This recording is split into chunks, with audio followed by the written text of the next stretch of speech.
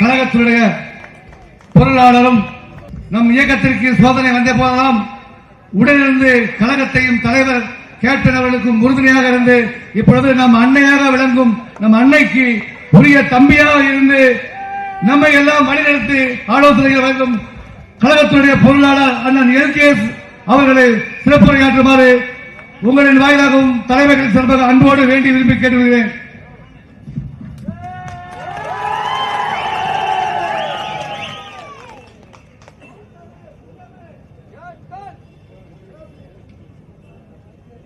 Captain வாழ்க. சவுண்டா சொல்லுங்க. கேப்டன் வாழ்க. கேப்டன் வாழ்க. தேமுதிக வாழ்க. தேமுதிக வாழ்க. தேமுதிக வாழ்க. புரட்சி அன்னியார் வாழ்க. புரட்சி அன்னியார் வாழ்க. புரட்சி அன்னியார் வாழ்க. என்ன உற்சாகம் இருக்கணும். ஏன்னா இன்னைக்கு பார்க்கும்போது இந்த தொகுதி 2026 தேமுதிக கைப்பற்றியது. இன்னைக்கு மணப்பாறை தேமுதிக அமோக வெற்றி பெற்று 2026 கண்டிப்பாக சட்டமன்றத்துக்கு செல்லும் என்று நம்பிக்கை எனக்கு வந்துவிட்டது.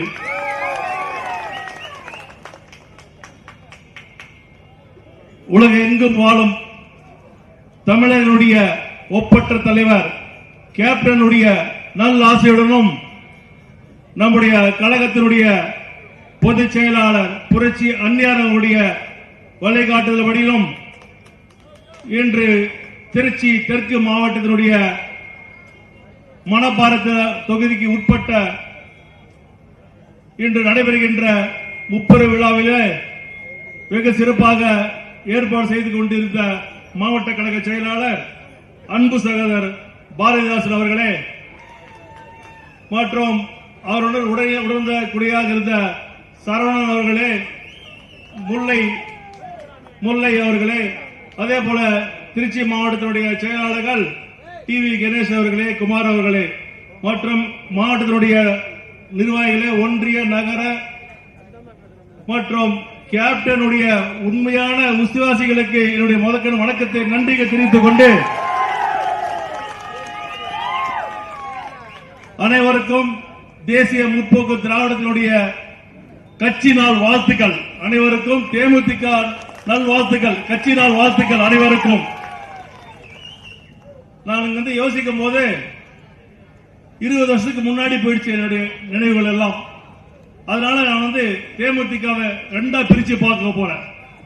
கேப்டன் இருக்கும் போது தேமுதிக ஒன்று, நம்முடைய புரட்சி அன்னியார் அவர்கள் தேமுதிக 2.0 அப்படி ரெண்டு பிரிச்சு பார்க்க போறேன். நான் தலைவர் அவர்கள் நடிகராக இருக்கும் பொழுது தமிழ்நாட்டில் எந்த கிராமத்துக்கு போனாலும் அங்க இருக்கின்ற முக்கியமாக பெண்கள் இளைஞர்கள் தலைவரை பார்த்து மனு கொடுப்பாங்க. அந்த காலத்தில் நான் பேசுறது 90 2000 அப்ப அந்த இருக்கின்ற மக்கள் என்ன நினைப்பார்கள், கேப்டன் கையில கொடுத்தா அது நடக்கும், ஏன்னா இன்னைக்கு கேப்டனால மட்டும்தான் முடியும் அப்படின்னு எல்லாமே மனு கொடுத்தாங்க. அன்னைக்கு தலைவர் அவர்களும் கொடுக்கிற மனு அவரால் முடிஞ்ச அளவுக்கு தன் சொந்த செலவுல இன்னைக்கு தமிழகத்தில் எந்த ஒரு நடிகரும், இந்தியாவில் இல்ல உலகத்தில் எந்த ஒரு நடிகரும் தன் சொந்த காசு செலவு பண்ண நடிகரே கிடையாது, கேப்டன் மட்டும்தான். அந்த மனுக்கள் எல்லாம் பெற்று அவரால் முடிஞ்ச உதவிகளை பண்ணி கொடுத்தார் அன்னைக்கு. பிறகு நம்முடைய கட்சி தொண்டர்கள், நம்முடைய ரசிக மன்றம் எல்லாம் சேர்ந்து எங்களுக்கு ஒரு தனிய அடையாளம் வேண்டும் அப்படின்னு கேட்டுக்கொண்டதுல 2000 பிப்ரவரி 12 நம்ம கட்சிக்கு நம்முடைய கொடி தலைவர் அவர்களுக்கு வழங்கினார். அந்த கட்சியினுடைய கொடி கொடுத்த உடனே 24 மணி நேரத்தில் கிட்டத்தட்ட 1 லட்சம் கிராமத்தில் கொடியேற்றிய இயக்கம் நம்முடைய இயக்கம். ஒரே நாள்ல தமிழ்நாட்டில் எல்லா கிராமத்திலும் கொடியை ஏற்றப்பட்டது. அதற்கு பிறகு கட்சி ஆரம்பிக்க வேண்டும் என்று நம்முடைய மன்றத்தால் அனைவரும் கேட்டுக்கொண்டதுல கேப்டன் அவர்கள் முதலாக காஞ்சிபுரத்தில் ஒரு கூட்டத்தை கூட்டினார். அப்பொழுது 2003 நானும் எங்க சகோதரியும் கேப்டன் போன வாகனத்துக்கு பின்னாடி வாகனத்துல நாங்க போறோம். நாங்க அப்ப பார்க்கும்போது தமிழ்நாட்டில் இவ்வளவு வாகனங்கள் காஞ்சிபுரத்தில் வருமா அப்படி என்று ஒரு குலுங்கியது. அவ்வளோ கார், கிட்டத்தட்ட ஒரு 5000 கார் வரவேற்பு கொடுத்து காஞ்சிபுரத்தில் கேப்டன் அவர்கள் சென்றார்கள் அன்னைக்கு. அதுக்கு பிறகு திருவண்ணாமலை அதே போல, காஞ்சிபுரத்துக்கு மிஞ்சி திருவண்ணாமலை அந்த அளவு கூட்டம். அதுக்கு பிறகு தூத்துக்குடி மாவட்டத்தில், அதுக்கு பிறகு ஈரோடு மாவட்டம். ஈரோடுல தலைவர் கேப்டன் அவர்கள் மாநாடு தேதி அறிவிக்கிறார். இதே நாள் 20 வருஷத்துக்கு முன்னாடி இன்னைக்கு மதுரையில பாத்தீங்கன்னாக்கா மதுரை ஃபுல்லாவே கூட்டம், கண்ணு கெட்டதே கூட்டம். அன்னைக்கு பாத்தீங்கன்னாக்கா எல்லா கையிலயும் போன் இருந்தது, போன்ல வீடியோ எடுக்க முடியாது, போட்டோ எடுக்க முடியாது, இன்டர்நெட் வசதி கிடையாது. அன்னைக்கு மட்டும் நம்ம கண்களுக்கு எல்லாம் கேமரா மட்டும் இருந்திருந்தாக்கா உலகத்திலேயே சிறந்த மாநாடு நம்முடைய மதுரை மாநாடு தான் நடந்திருக்கும். இன்னைக்கு பாத்தீங்கன்னா நடிகர்கள் கமலாக இருக்கட்டும், விஜயாக இருக்கட்டும், தன்னுடைய கட்சி பேரை வீட்டுக்குள்ள உட்கார்ந்து கட்சி பேரை அறிவிப்பாங்க. ஆனா நம்முடைய தலைவர் மட்டும் 25 லட்சம் தொண்டர்களை அழைத்து தன்னுடைய கட்சி பேரை அறிவித்த ஒரே தலைவர் நம்ம கேப்டன் தான். ஜனநாயகம், நம்ம கட்சியில ஜனநாயகம் உண்டு. அப்படியே ஒரு லெட்டர் பேட் கொடுக்கல, கட்சியில இவ்வளவு பேர் அழைத்து நீங்க கேட்டீங்க. என்னுடைய ரசிக மன்றம், இந்தியாவிலே முதல் ரசிக மன்றம், சிறந்த ரசிகம் தமிழ்நாடு விஜயகாந்த் ரசிக மன்றம். எல்லாரும் அழைத்து அந்த மாநாட்டுக்கு ஒரு சிறப்பு உண்டு. தமிழ்நாட்டில் அரசியல்வாதிகளுக்கு அன்னைக்கு ரசிக மன்றமா இருந்து நம்ம கத்துக் கொடுத்தோம், பாடம் கத்துக் கொடுத்தோம். என்ன பாடம் கத்துக் கொடுத்தோம்?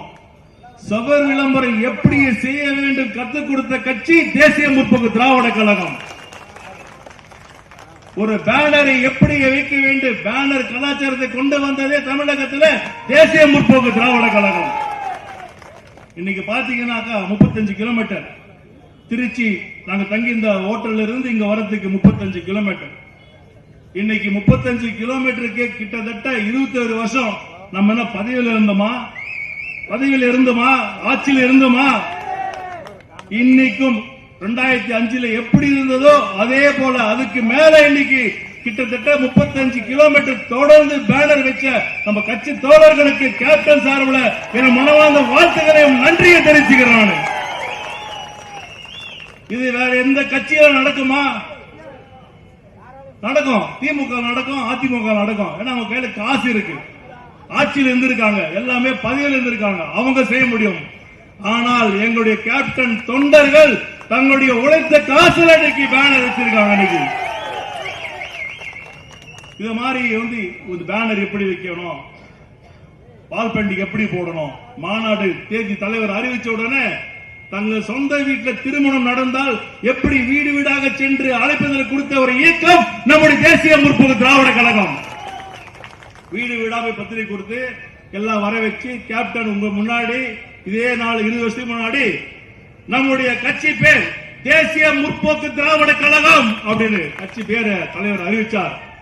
இன்னைக்கு தலைவர் கட்சி பேரை ஆரம்பிச்ச பிறகு எனக்கு ஒரு சின்ன ஞாபகம் இருக்கு. எனக்கு நான் எல்லா நிகழ்ச்சியும் போயிட்டு வந்தேன். நானு 2005 இதே நாள் முடிஞ்சு ஒரு 3 நாள் கழிச்சு என்ன போன்ல கூப்பிடுறாரு, உடனே கட்சி ஆபீஸுக்கு வா. அப்ப கட்சி ஆபீஸ் இல்ல, என்ன சொல்றாரு, கட்சி ஆரம்பிச்சிட்டோம், உட்காரதுக்கு இடம் இல்லை அப்படின்னு தலைவர் சொன்ன ஒரே வாரத்துல 15 நாள்ல ஒரு கட்சி ஆபீஸை கட்டி கொடுத்துருவாங்க. உடனே நம்முடைய தொண்டர்கள், நிர்வாகிகள் அனைவரும் சேர்ந்து தலைவரை உட்காரத்துக்கு ஒரு இடத்தை நாங்கள் ஏற்பாடு ஒரு இடத்தை கொடுத்தோம்.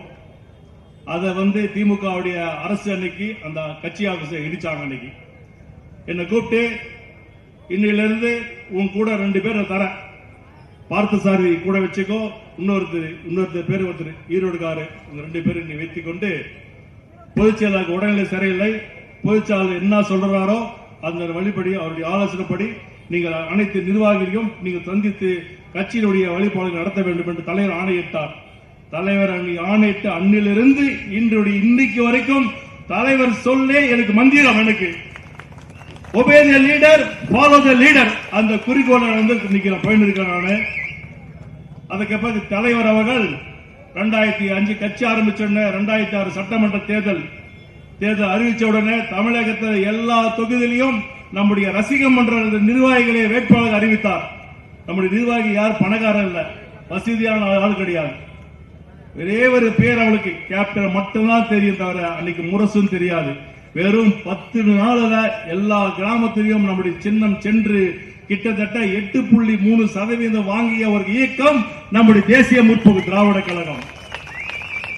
அதற்கு பிறகு மாநாடுகள் தொடர்ந்து சொல்லினே போலாம். மதுரை மாநாடுக்கு அப்புறம் திருநெல்வேலி மாநாடு, புதுக்கட்டை மாநாடு, அதுக்கப்புறம் திருப்பூர் மாநாடு, வேலூர் மாநாடு, திருவள்ளூர் மாநாடு, சேலம் மாநாடு, விழுப்புரம் மாநாடு, காஞ்சிபுரம் மாநாடு, சென்னையிலே ஒரு இளைஞரணி மாநாடு.